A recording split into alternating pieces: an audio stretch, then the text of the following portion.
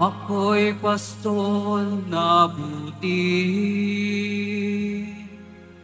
kilala kong tupang aking. Ako'y kilala nila.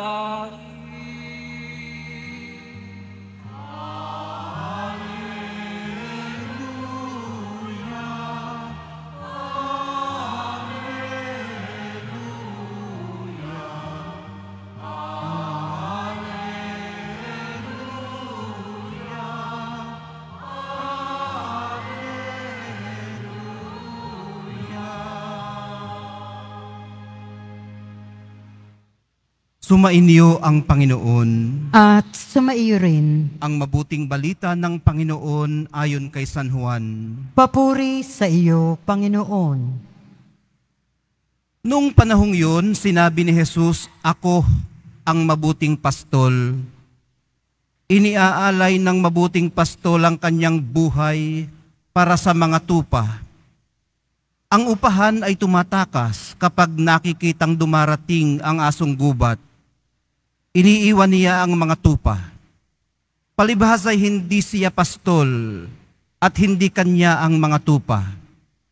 Kaya't sinisila ng asong gubat ang mga ito at pinangangalat. Tumatakas siya palibhas ay upahan lamang at walang malasakit sa mga tupa. Ako ang mabuting pastol. Kung paanong nakikilala ako ng Ama at siya nakikilala ko, gayon din naman nakikilala ko ang aking mga tupa at ako na may nakikilala niya. At iniaalay ko ang aking buhay para sa mga tupa. Mayroon akong ibang tupa na wala sa kulungang ito. Kinakailangang sila'y alagaan ko rin. Pakikinggan nila ang aking tinig. Sa gayo'y magiging isa ang kawan at isa ang pastol. Dahil dito'y minamahal ako ng Ama, sapagkat iniaalay ko ang aking buhay upang ito'y kunin kong muli. Walang makakukuha nito sa akin, kusa ko itong ibibigay. Mayroon akong kapangyarihang ibigay ito at kunin uli. Ito ang utos na tinanggap ko sa aking Ama. Ang mabuting balita ng ating kaligtasan. Pinupuri ka namin, Panginoong Heso Kristo. Magsiupo ang lahat. Bago malimutan, nais ko lamang sanang i-share sa inyo ang nakaantig sa aking kalooban habang binabasa ang Ebanghelyo. Yun pong 2 beses na sinabi ni Jesus na ako ang mabuting pastol. 2 beses, ano ho? Yun ho ang nabasa dito at yun ang narinig natin. Hindi po niya sinabi na kayo ang mabuting pastol. Ang sinabi niya, siya ang mabuting pastol. Alam niyo kung bakit tayo naliligaw? Pinakikinggan natin ang tinig ng ibang nagpapanggap na pastol.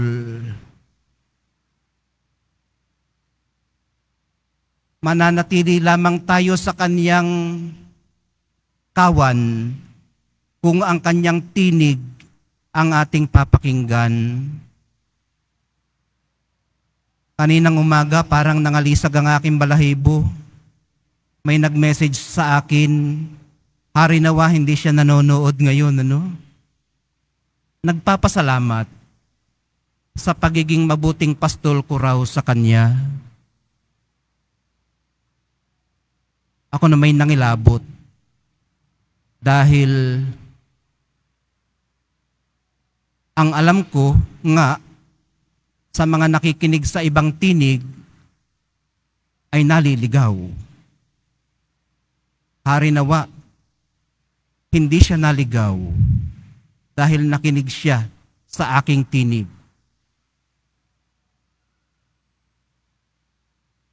Ngayon, na-realize ko, habang nag-share sa inyo na, hindi naman siguro siya maliligaw kung katono ang aking tinig ng tunay na pastol.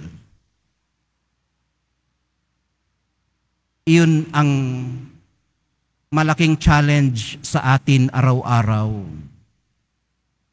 Ayun lang naman ang aking na-realize habang binabasa ang Ebanghelyo ngayon. So isang mapagpalang araw po ng linggo sa inyong lahat. Fourth Sunday of Easter na po. Tinatawag din po itong Good Shepherd Sunday.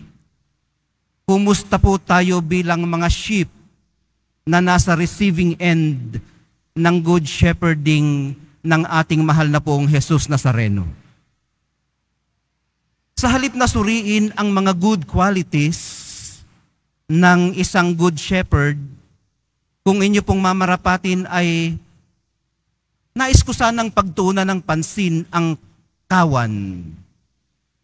Tayo, bilang mga tupang kinakalinga at itinataguyod ng mabuting pastol.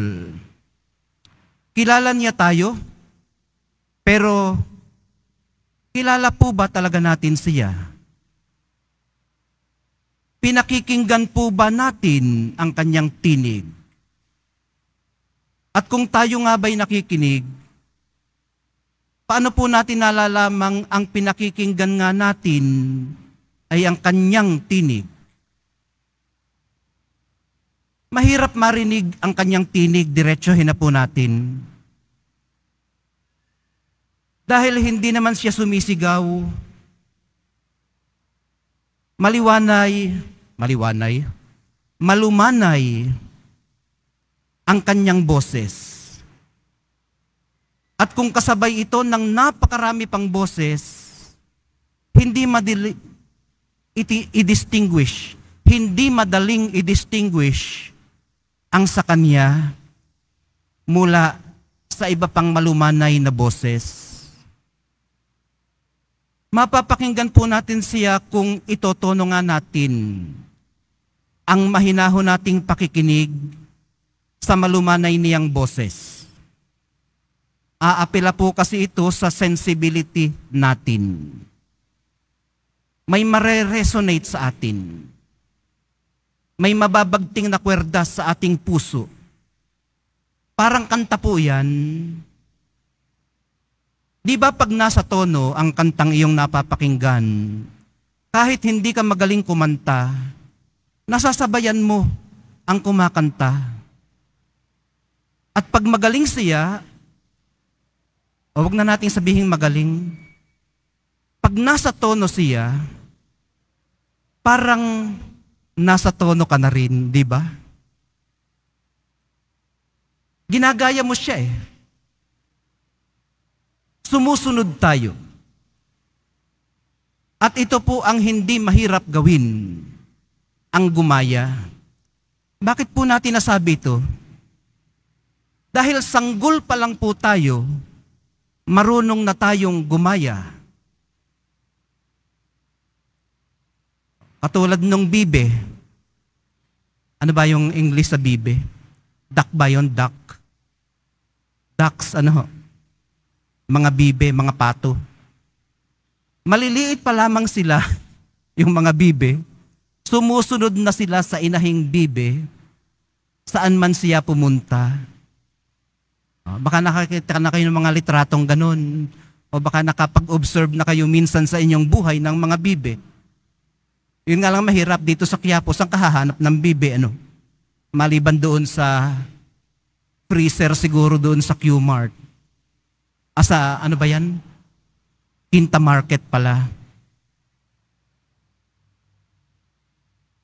Sa metaphor po ng mabuting pastol at ng mga tupa, hindi naman sana mahirap pasunurin ang mga tupa. Dahil mga tupa nga sila. Hindi yan aali sa kinatatayuan o sa kinakainan nila hanggat hindi binubugaw. Parang usa din, ano? alam natin dito sa mga usa, mabilis sila tumakbo, di ba? At mahirap habulin. Yun yung napapanood natin sa mga National Geographic. Pero alam nyo ang totoo sa mga usa, kahit nasa harapan mo na sila, pag nagmamaneho ka halimbawa, sa tinatawag na hill country, sa Texas, pasensya na kayo sa sa example natin kasi hindi pa naman ako nakakakita ng usa dito sa atin. Ang nakita ko lamang ay usa doon sa hill country, sa Texas. Kaya ito ang ating example. Sa kahahanap ng usa dito, ewan ko kung sa zoo ay mayroon pang usa. O tupa. Mayroon, nakakita na ba kayo ng tupa? Tupa, sheep. Itong mga usa at mga tupa, pag yan ay tumayo sa gitna ng karsada, bumusina ka man ng malakas, habaan mo man ang iyong busina, mag-high beam ka man, hindi sila matitinag. Magugulat ka na lang kahit bumubusina ka. Nasa harapan mo na pala. Nangingintab ang balahibo sa gabi pag nailawan. Bago ka pa makapreno, huli na ang lahat. Kung tao ito, ang maaaring ikatwiran ay it's a risk worth taking for being free. Oh, diba? Gusto mong maging malaya, edi makipagsapalaran ka sa laya, masagasaan ka man.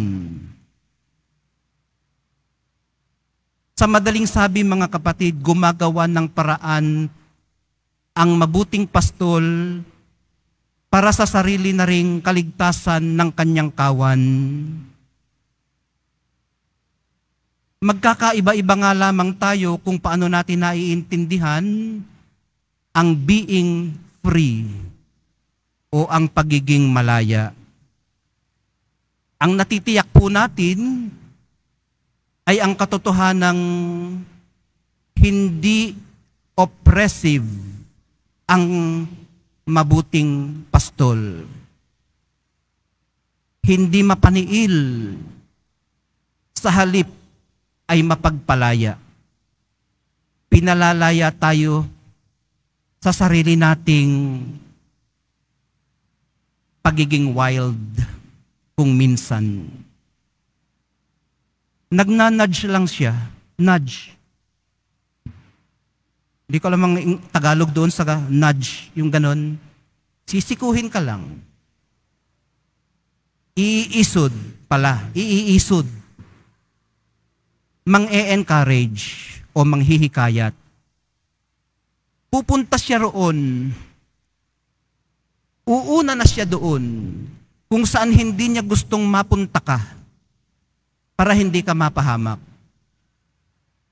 Para siya na lang at hindi na ikaw. Kung bibigyang pansin po natin mamaya yung ating ipapahayag na pananampalataya, bibigkasin po natin ang linyang nanaog sa kinaroroonan ng mga yumao. Nanaog sa kinaroroonan ng mga yumao. Ito po yung pagkakatranslate sa Tagalog. Pero sa Middle English, doon sa lumang English, ang pagkakasabi po doon, He descended into hell. And on the third day, He rose again. Ito ho ang handang gawin at ginawa na nga para sa atin ng ating mabuting pastol. Dahil mga mortal naman tayo, at ang isang bagay na natitiyak natin sa ating sarili bilang mga mortal, ay yayao pa rin tayo.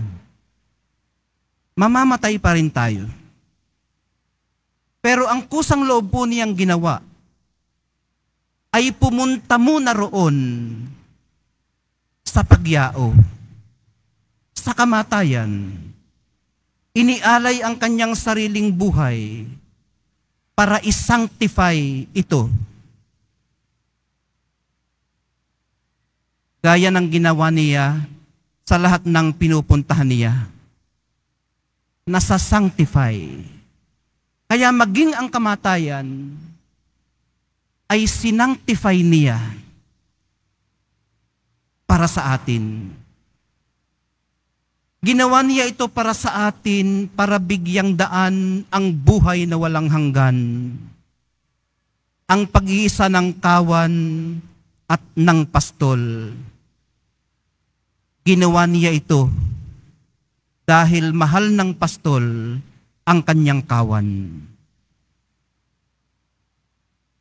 Mahal na poong Jesus Nazareno, panatilihin niyo po kami sa inyong kawan.